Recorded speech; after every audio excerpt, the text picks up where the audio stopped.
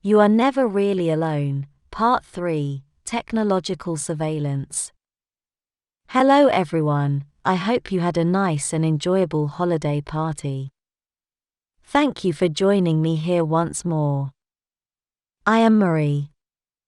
This information can be taken as science fiction, or however the viewer sees best, but I take my information very seriously, for whoever has eyes to see.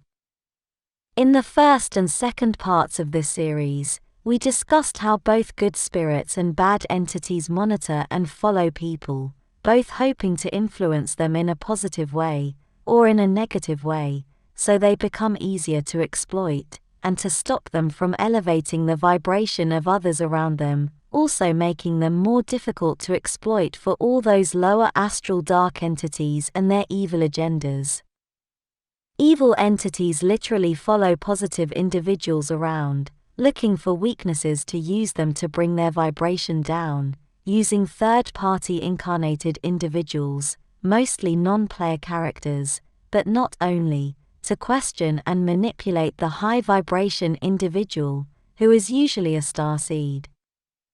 So beware of what kind of information you share with others. Silence is a very important key for protection and success in life. On the other hand, guardian angels and spirit guides do whatever they can to protect an individual, so it does not stray from his or her life plan. Most people on Earth ignore and even discredit the existence of the astral side, thinking that the material world is all that exists, while they are immersed in a complicated existential interwoven matrix, where several densities and all the entities and creatures that live in them interfere and guide their lives in a very strong way. This is why I've always said that researching the paranormal, and how things work in it, is very important for your well-being and success in life. But besides all things astral, good and bad, there are other kinds of surveillance you must be aware of. For example, government and corporate monitoring using closed circuit and web cameras, as well as the ones in your smartphones, as well as all the other sensors in them, and all other devices also labeled as smart. Making things a lot worse, recently government and corporate surveillance have gotten even more complicated as they are now using the electronics of new cars to gather data about your activity, not only where you go, but also what you say inside your car, and with whom you associate with. Notice that new car commercial ads place all their attention on the internet connectivity included in the car, in its dashboard, and how you can connect your smartphone to the car and so on, while they no longer give you any relevant information about what kind of engine is under the hood, and what it is capable of, being that when you want to buy a new car that should be the most important, and most relevant information, and not what apps you can run while inside it. This is to place all the public's attention on the relevance and importance of having connectivity, while they remove, or deviate the engine and its mobility from the public's interest, as ultimately the corporate cabal's agenda is to remove all private transportation, leaving the population dependent on whatever super-controlled transports they want to provide for them, mostly only public transportation. This problem with vehicles monitoring and transmitting their owners' information to the corporate cabal behind the public's back and without their consent, is even worse in the case of electric vehicles they are pushing so strongly nowadays as if they were the answer to pollution and other problems, when they in fact are not, as I explained in my videos about the problems with electric vehicles. Most people completely ignore all this corporate cabal technological monitoring they are under, and they mostly do not care. The average citizen thinks that they wouldn't be of any interest to any government or agency, and they even think it is funny to think that if they were under surveillance, those there would be very bored while watching, as their lives are so normal. The problem is that this is not so, as every single person, every citizen is of interest, even if they may only be so from a statistical point of view, with metadata, for example, as a tool for the corporate cabal to see the tendencies of the population, how they think, as well as the values and interests trending in different cities, countries, and places. All this is for the greater cabal to know what changes and regulations they must impose on the population, and how much of them are necessary to guide the people's perception and interests, in such a way that their greater population control agendas can move forward as efficiently as possible. Many starseeds, even those who may be suffering from low self-esteem, are under government surveillance, and are people of interest because the cabal knows they are starseeds, and in many cases, they may even know more about who they are in a more expanded context than the starseed itself. They may know things such as their stellar identity, and fear that they may become a problem for them if they become active, remember who they are, or awaken.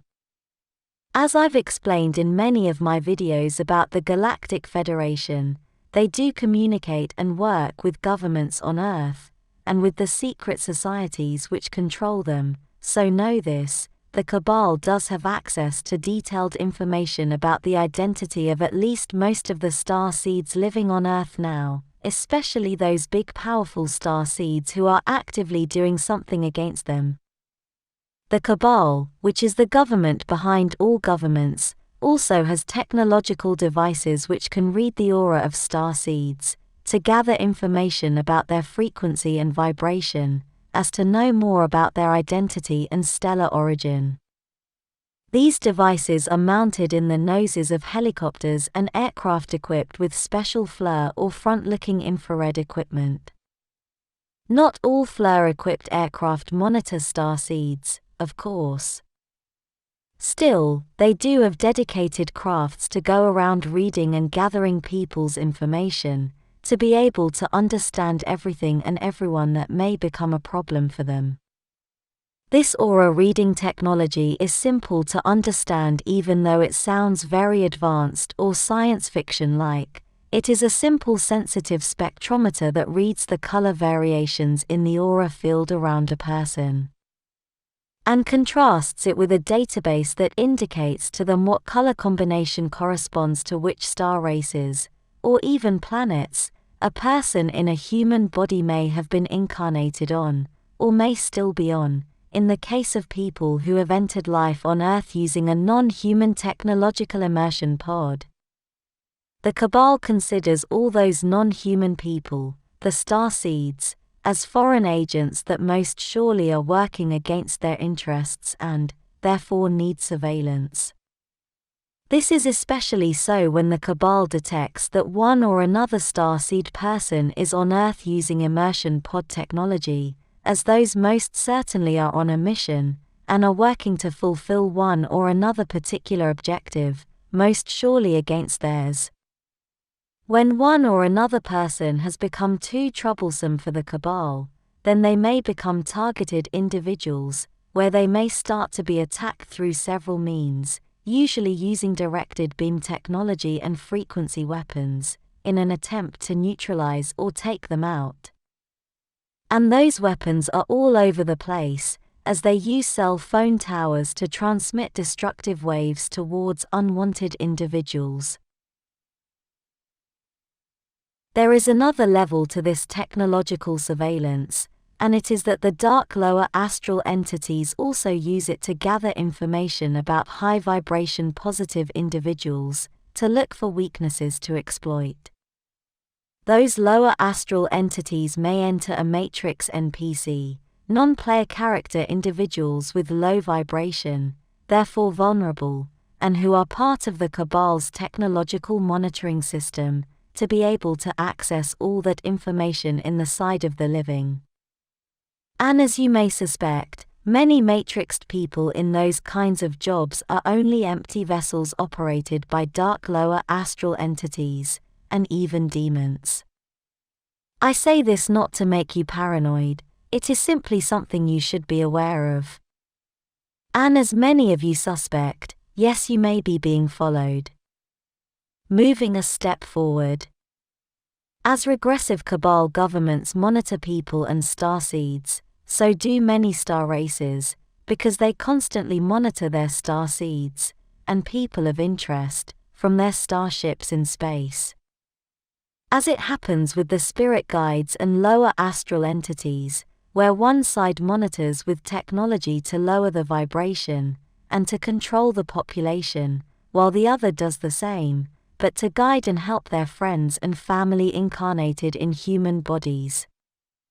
A clear reflection of duality and the old good against evil struggle of old.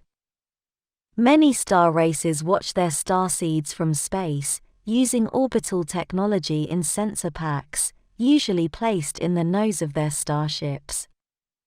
But they most often follow and monitor their people of interest using advanced drones, which are mostly spheres powered with a small, but strong 0-point reactor, as I described in detail in the videos about drones I published at the beginning of the year 2023. The Galactic Federation has clear rules about how much a star race can interfere with the lives of their starseeds on Earth, as described in detail in the infamous Prime Directive, which I also have several videos dedicated to it. The drones cannot be detected by the human population, and must help their starseeds only to the degree that it may be attributed to other more mundane reasons or factors. This is clearly described in the Prime Directive under the paragraph that says that no technology that is more advanced than the level of development of a culture can be introduced into it, as it is a lesser evolved society, and would be considered as interfering. When a starseed is being monitored, the star race will dedicate one or more drones, usually those called 110 cm ones, to follow him or her, mostly for protection.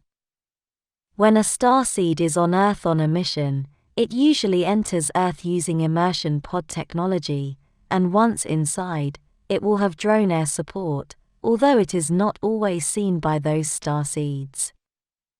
When a starseed on Earth is detected by its star race, it may also send one or more drones to monitor and provide protection, regardless if the starseed has entered Earth using immersion pod technology, or is there naturally incarnated directly from source. The support or protection a drone can provide can only reach a certain level because of the capacity of the drone itself and because of the Prime Directive rules it must follow, also respecting the life plan of the individuals as much as possible and when it is known. Drones may also be assigned to other people, to gather information about who they are, and what they are doing. This is often the case of people who may start to interfere, or be relevant in the life of the starseed they are providing attention to. This is done to prevent the starseed from being interfered with, or placed in danger by those other people. Gathering information in detail using drones is not considered as unethical or illegal by the Galactic Federation, as long as it does not pass over certain limits, mostly regarding how much a star race can interfere with the life of the starseed directly, using their drones. There are thousands of drones airborne all the time on Earth, and they may be seen many times with the naked eye, because their stealth systems are not perfect.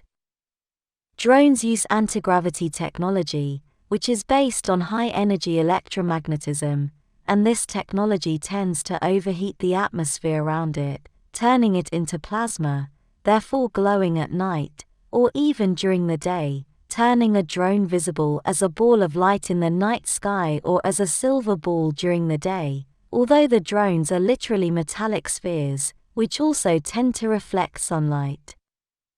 There is a lot of debate about whether the use of drones is ethical or not, because many people consider them to be highly invasive, as there is no clear regulation about how much a drone is intrusive when the individuals under surveillance are doing private things. For example, a drone cannot be used to provide proof of the existence of extraterrestrials, at least not in a direct way, as stipulated by the Galactic Federation directives, yet they are by far the most observed, and most common form of unknown aerial vehicles observed by the general public. But invasive or not, ethical or not, star races have used drones to monitor people of interest for probably thousands of years, and they most probably will continue so. Thank you for watching my video, and for liking and subscribing. I appreciate it a lot, and I hope to see you here next time. Take care. With much love, your friend, Mari Swaruu.